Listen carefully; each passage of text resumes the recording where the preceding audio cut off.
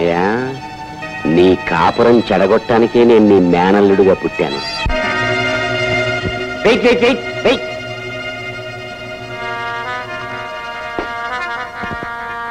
ఓహో, కుస్తా బహార్ బ్రహ్మాండంగా ఉంది. అస్సలు సోడా కలపకుండా తాగండి. ఓహో, కుస్తా బహార్. ఎన్నాళ్ళకి నన్ను ఇలా పెంపుడు కుక్కను పిలిచినట్టు చిటికేస్తూ పిలిచావు. ఎన్నిసార్లు చెప్పాను పగటిపూట క్లబ్కు రావద్దని? అవును, పగటిపూట రావద్దన్నావు, పెళ్ళామా అని పిలవద్దన్నావు. రాత్రిళ్ళు దొంకోళ్లు పట్టేవాళ్ళ వచ్చి కస్టమర్స్ వదిలేసిన ఫుడ్ని ఎంతైనా తినమన్నావు. ఆ సంగతి గుర్తుంటే ఇప్పుడు ఎందుకు వచ్చావు? మా ఎస్పీ మామయ్య దగ్గర ముఖ్యమైన విషయాలు కూపిలాగి నీతో చెప్పమన్నావుగా. ఆ విషయం ఫోన్లోనే ఏడవచ్చుగా. ఏడవచ్చు. అసలు నా బతుకే ఏడుపైపోయింది.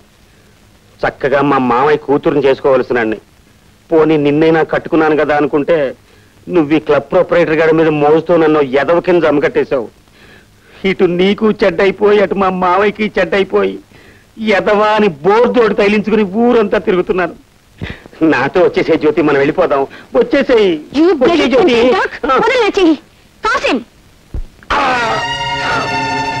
ఇక్కడున్న హద్దులేమిటో అర్థమైందా? అర్థమైంది అర్థమైంది. ఇప్పుడు చెప్పు, నేనెవర్ని? ఈ క్లబ్కి మహారాణివి. నువ్వెవరివి? మహారాణి గారు పెంపుడు కుక్కని. మళ్ళీ ఎప్పుడైనా పగటి పూట వస్తావా? రాను, అర్ధరాత్రి దాటాకే వస్తాను. గుడ్.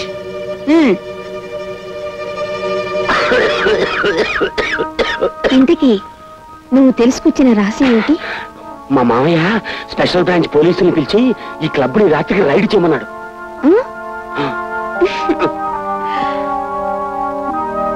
ఏంటో అతివృష్టి అనావృష్టి.